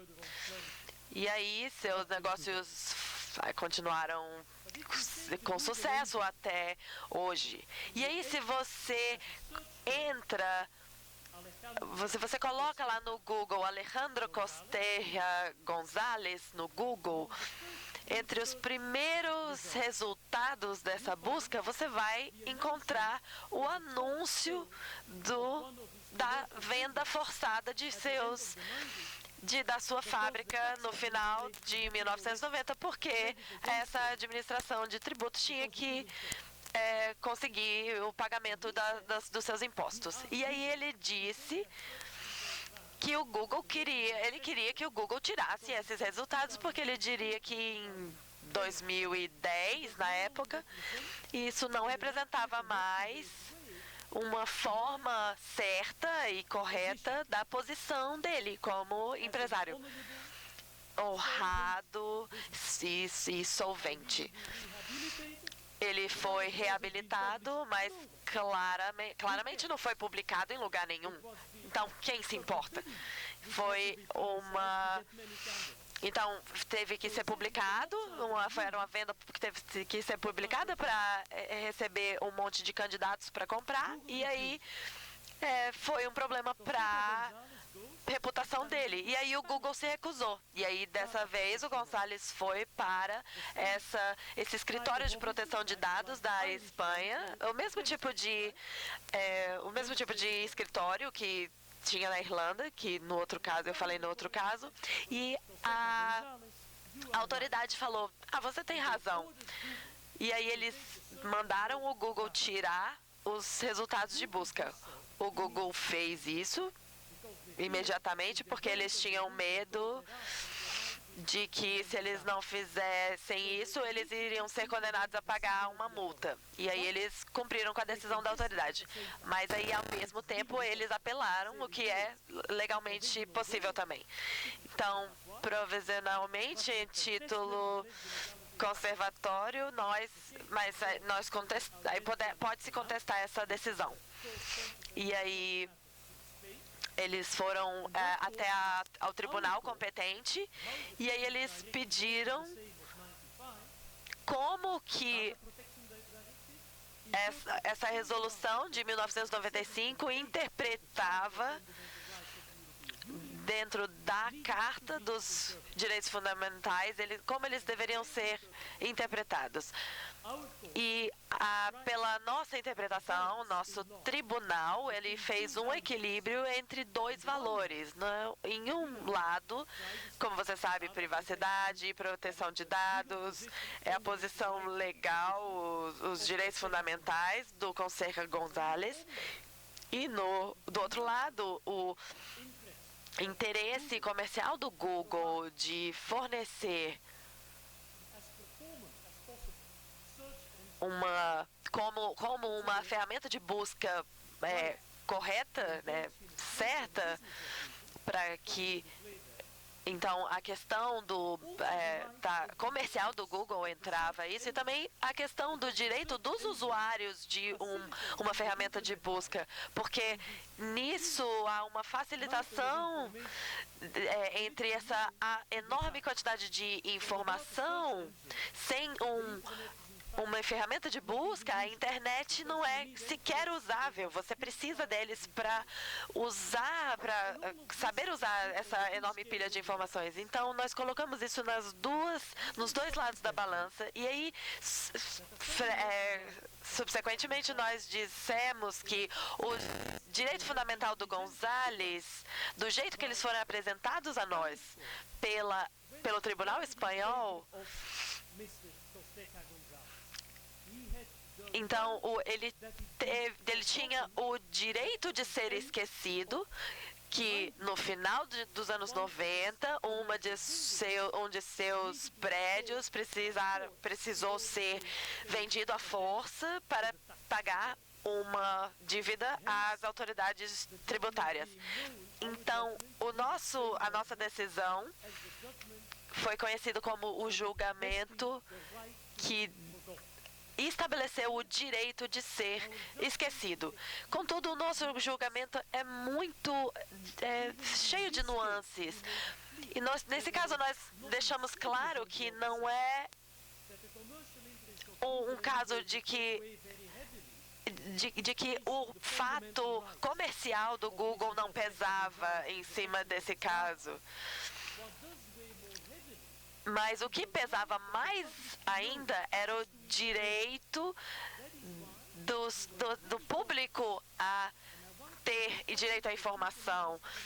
Então, nós tomamos essa decisão muito conscientemente e nós somente falamos sobre as ferramentas de busca, não sobre publicações digitalizadas. Não falamos sobre o direito de ser esquecido, por exemplo, nos jornais digitalizados, ou revistas, ou livros, ou até mesmo arquivos digitalizados desses jornais.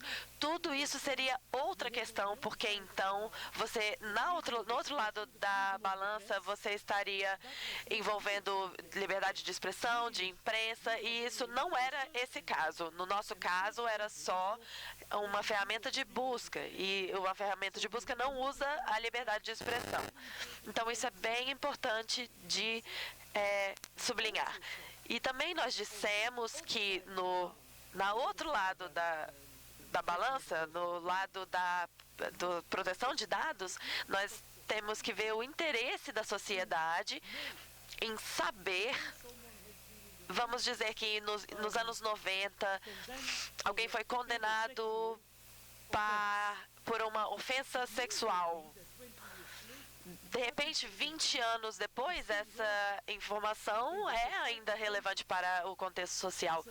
Então, mais ou menos, basicamente depende em igualar a balança entre proteção de dados e, no outro lado, outros direitos fundamentais que podem entrar em jogo, mas aqui elas não entravam. E é por isso que aqui o Conserra González ganhou.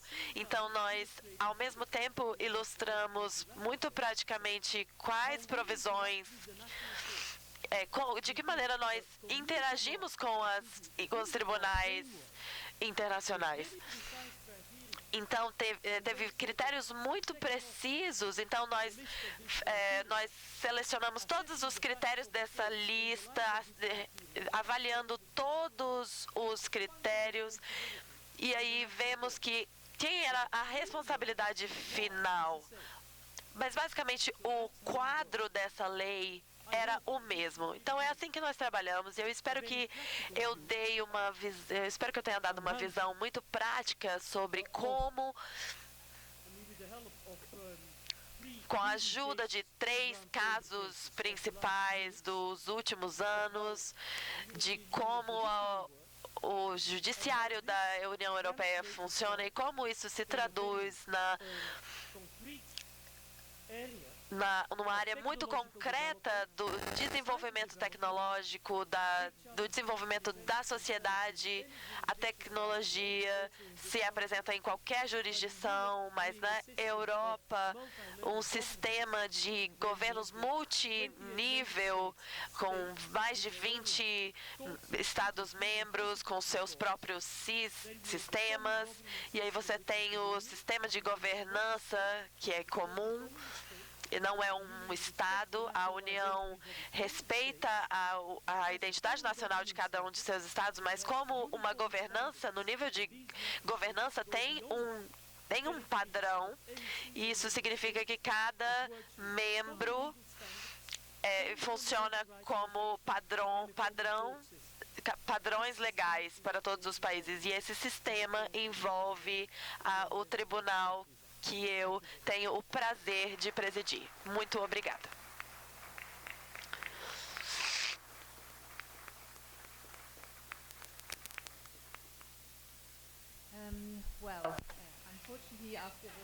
Infelizmente, depois dessa apresentação maravilhosa, nós estamos um pouco atrasados, então eu gostaria de pedir que vocês não fossem embora ainda para nós ouvirmos ao nosso último apresentador neste painel. Eu tenho o prazer de apresentar para vocês o senhor Jeffrey Joel, que é o diretor fundador do Centro Bingham sobre o Estado de Direito.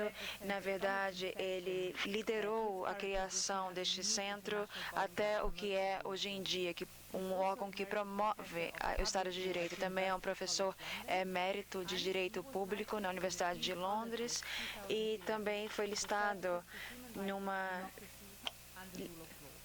para receber um prêmio pelos seus feitos na área de Estado de Direito. Também ele já agiu como um conselheiro constitucional para diferentes países, nos países da Commonwealth, na Ásia e atualmente no Oriente Médio, incluindo também países como a África do Sul e também as Maldivas. O senhor Jeffrey vai falar sobre o desenvolvimento do direito internacional à justiça administrativa. Por favor.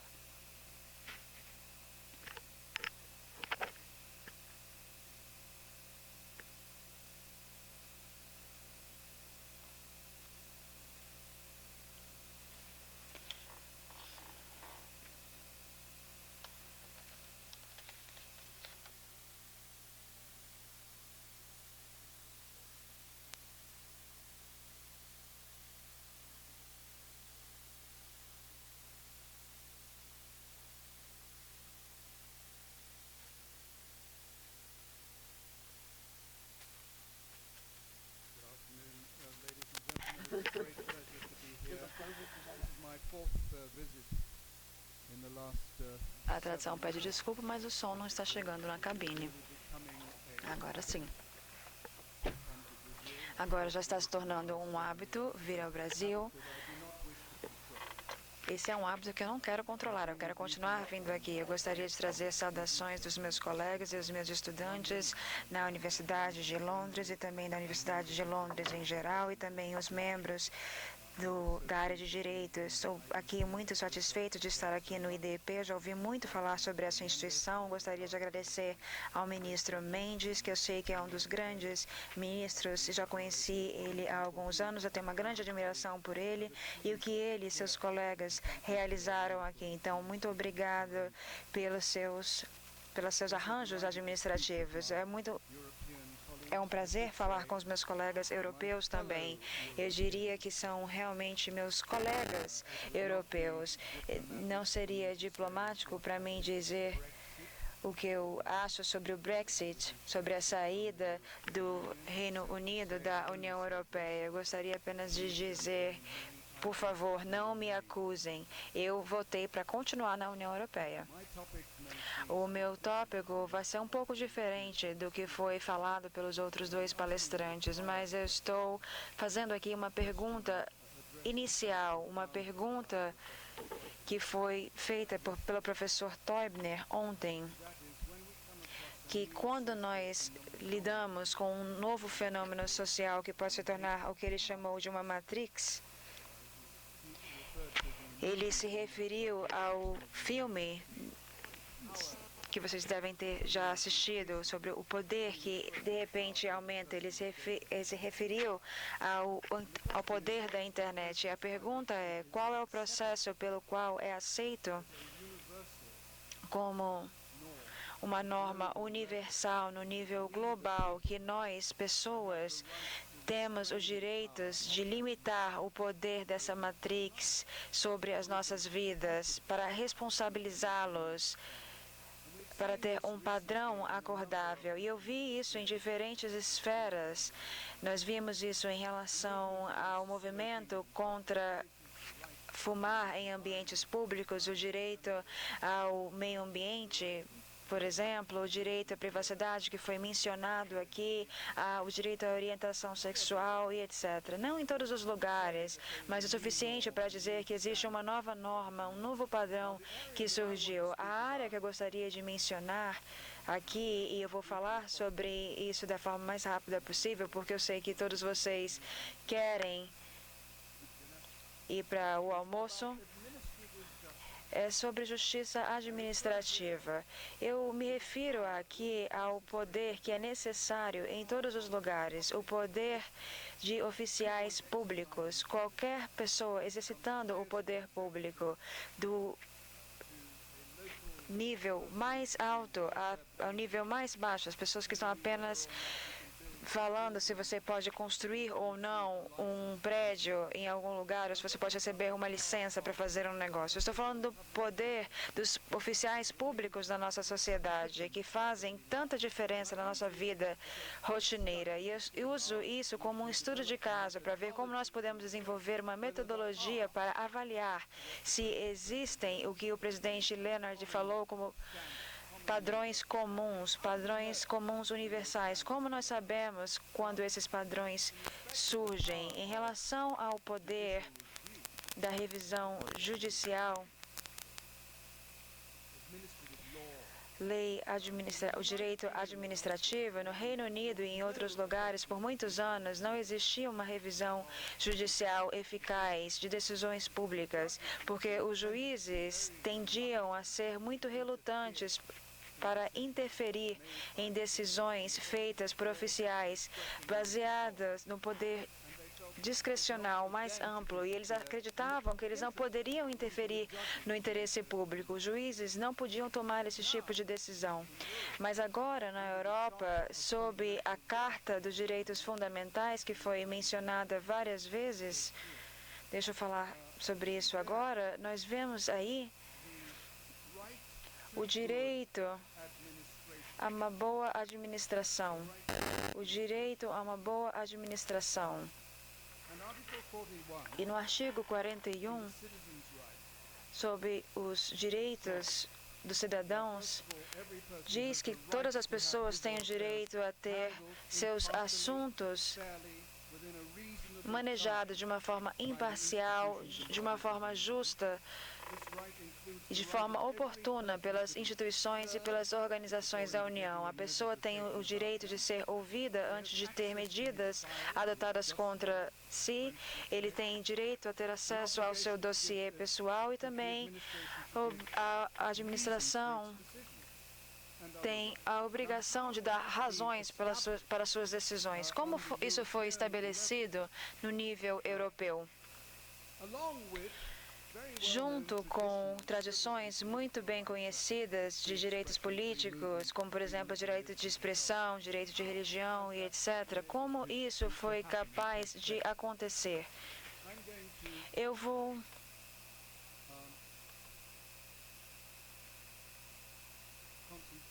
me concentrar, como eu disse, sobre a questão de justiça administrativa.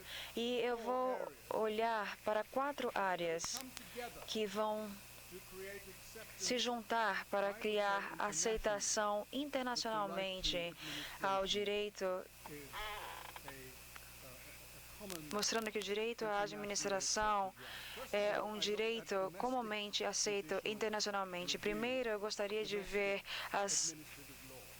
a lei, o direito administrativo doméstico. Todos os oficiais públicos devem agir de uma forma legal, de acordo com os poderes que eles recebem da legislação.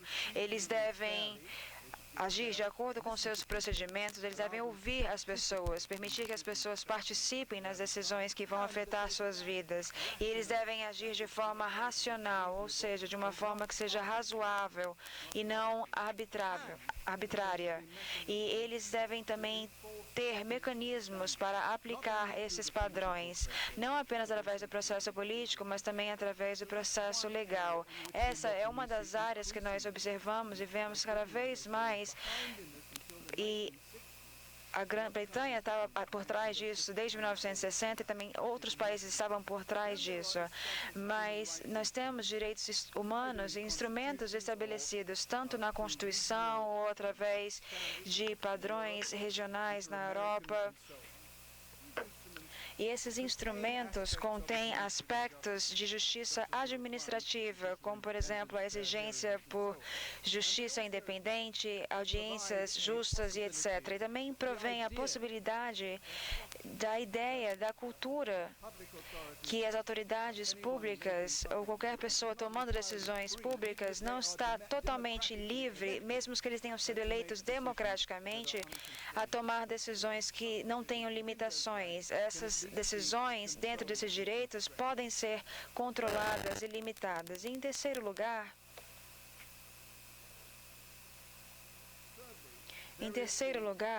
existe a noção do Estado de Direito. Eu vou falar um pouco sobre isso. Eu estava pensando nisso nos últimos 5 anos, no instituto no qual eu participo, que é o Birmingham Center, sobre o Estado de Direito, e eu percebi que muitas pessoas em todo o mundo acreditam que o Estado de Direito é um conceito deficiente, porque eles falam duas coisas. Primeiro, eles falam que é muito vago. O que quer dizer de Estado de Direito? E, em segundo lugar, eles falam que é algo que não é universal. É algo apenas para países desenvolvidos.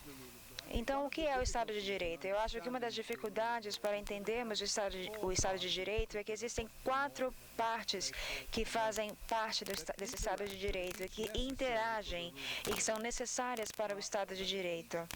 E cada uma delas faz um trabalho diferente. A primeira noção é a noção básica de legalidade. Nós todos estamos sob a lei e não sob um poder arbitrário. E isso inclui a obrigação dos oficiais públicos de agir dentro dos limites de seus poderes conferidos. Em segundo lugar, o Estado de Direito requer certeza. As leis devem ser acessíveis, não podem ser aplicadas retrospectivamente. Uma mudança na lei é possível, mas deve exigir um aviso justo. Mas se nós observarmos apenas esses 2 aspectos, eles não significam o Estado de Direito. Por exemplo, na China, a lei ela é obedecida, mas é uma lei apenas do partido. E o que o partido falar é lei. E agora temos que observar o terceiro e quarto aspecto do Estado de Direito, que faz com que ele realmente venha à tona e venha à vida. Nós temos que aplicar a lei da mesma forma entre os ricos e os pobres, entre os marginalizados e os que têm mais vantagens. E o último aspecto é que nós temos que ter acesso à justiça, acesso aos tribunais, acesso aos direitos. Isso faz com que nós tenhamos a implementação do Estado de Direito. Nem sempre isso acontece em todos os lugares, como, por exemplo, na China isso não acontece. Isso exige um julgamento justo perante uma corte independente. Esses são valores universais. Eu acho que nós podemos responder essas perguntas nos perguntando se, com a falta desses valores em qualquer país, nós gostaríamos de viver num país onde as decisões fossem tomadas de forma arbitrária, com desigualdade, com uma falta de certeza e com nenhuma oportunidade de contestar as decisões sobre suas vidas. Na verdade, o Estado de Direito é o que evita que as constituições sejam apenas cartas mortas, que é um problema em muitos casos, através de prover para a política, a nossa política, o poder de ser assertiva. Nós mudamos, não temos mais uma arbitrariedade, mas pensamos na responsabilidade. Isso não é uma coisa do passado. Nós temos que reconhecer essa necessidade universal. E nesse aspecto, o Estado de Direito, ele alimenta essa noção que nós podemos impugnar, contestar decisões de oficiais administrativos que decidem sobre a sua vida. Como podemos mostrar que o Estado de Direito está cada vez mais prominente na nossa comunidade e na comunidade mundial? E eu estou me referindo agora particularmente a 2 documentos. Um é um documento recente que foi emitido por um órgão do Conselho Europeu. Esse Conselho Europeu, ele criou a Convenção Europeia sobre Direitos Humanos. Não estou falando sobre a União Europeia agora. E existe uma outra organização que foi formada depois da queda da União Soviética, que é chamada da Comissão de Veneza, que mostra a democracia através da lei, a Comissão para a Democracia através da Lei. E esta organização publicou 2 coisas recentemente sobre o Estado de Direito. Uma chamada de Estado de Direito e uma chamada de a verificação do Estado de Direito. 47 nações se juntaram e por 4 anos elas discutiram umas com as outras. Os alemães falaram, não, nós temos essas regras. Os franceses falaram, não, nós temos essas. Os espanhóis e os franceses tinham conceitos diferentes, mas no final das contas, todos conseguiram chegar à conclusão que os 4 valores que eu acabei de mencionar são universais em cada um desses sistemas. E dessa forma foi aceito e publicado. E neste documento, nós tivemos diferentes pessoas trabalhando e se juntando para falar sobre isso, e entenderam que o Estado de Direito contém essas qualidades que são aceitas pelos 48 países europeus. E no nível global, nós temos o recente e muito importante documento que foi emitido pelas Nações Unidas, onde o secretário-geral propôs que o Estado de Direito deve ser adotado no que era chamado da Agenda de Desenvolvimento do Milênio, e agora são chamadas das ODS, os Objetivos de Desenvolvimento Sustentável. Demorou muito tempo para que esse documento fosse emitido.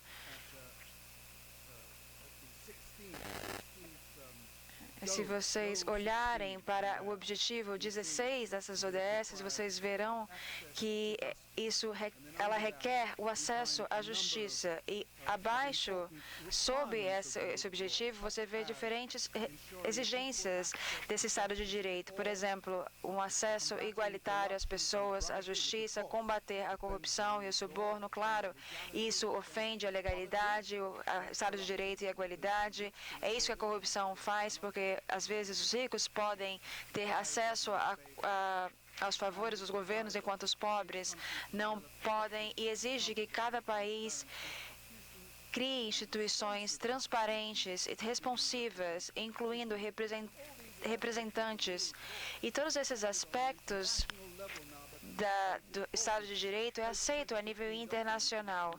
E esse documento, ele pode ser uma política, uma diretriz para diferentes países sobre a política estrangeira. E a base aqui também é a noção de que deve haver acesso à justiça e as pessoas devem ser capazes de contestar seus governos em relação às decisões, não importa quão pequenas as decisões sejam.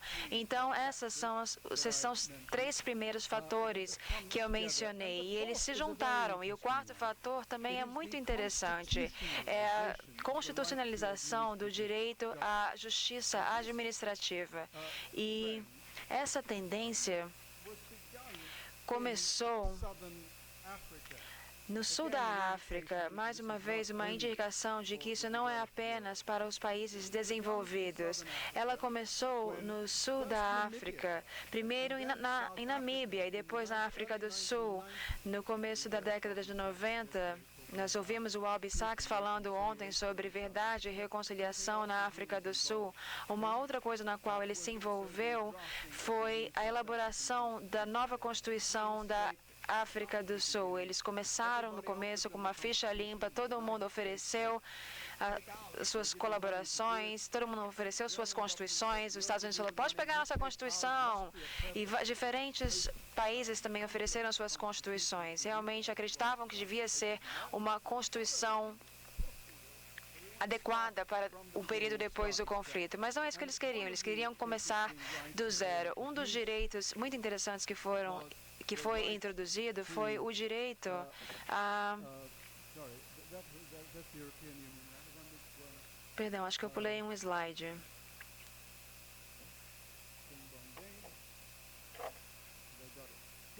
Aqui, achei. Esses são os dispositivos da Constituição sul-africana. Eles incluíram o direito a uma ação administrativa justa e eles definiram isso como ações que são legais, razoáveis e que têm um procedimento justo. As pessoas não podem ser... As pessoas devem ter o direito a receber razões escritas para suas punições.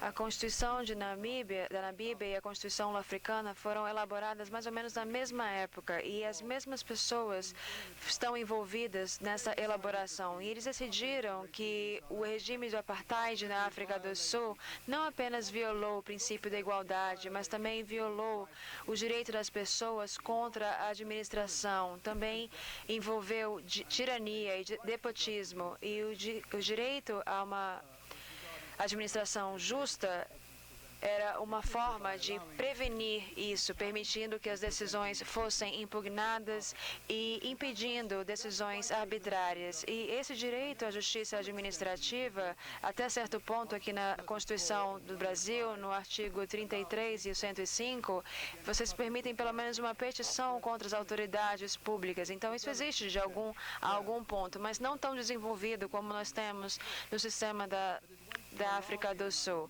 Eu fui para Malawi em 1994, depois também passou para... Esse é um conceito que passou para o Zimbábue também para as Ilhas Caimã.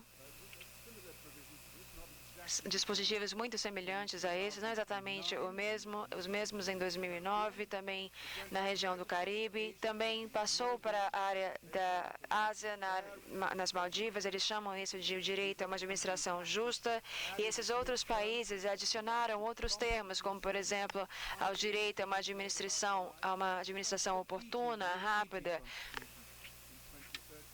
Em 1930, eles tinham o direito à ação administrativa. É um tipo de lei africana, de certa forma, que foi para o resto do mundo. Mas, então, esse foi um desenvolvimento muito interessante que veio da África para o mundo desenvolvido. E, claro, daí para a Carta da União Europeia. Não é exatamente uma versão precisa disso, mas uma versão bem parecida, vindo da África e indo para outros lugares e terminando na Carta da União Europeia. E para o tema do toyness, essa é uma palavra, um mundo diferente, num clichê, mas em relação a outras forças, essas forças, de certa forma, nos liberaram e nos deram poderes enormes de comunicação e outros poderes de acesso à informação. Mas também propuseram perigos e para nós lidarmos com eles, como aconteceu com os tribunais europeus, e também acessaram novos modos de ter prestação de contas de poder abusivo em vários cenários. Então, muito obrigado.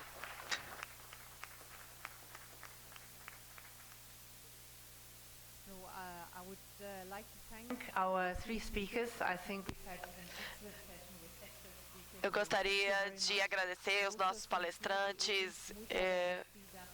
I am very thankful for the attention and attention. So we now close this. Concluímos desta maneira, então, as atividades previstas para essa manhã. Agradecemos as autoridades que integram esta mesa. Também agradecemos a todas as senhoras e senhores. Nós teremos o nosso intervalo agora para o almoço, as atividades da tarde marcadas, então, para as 14 horas.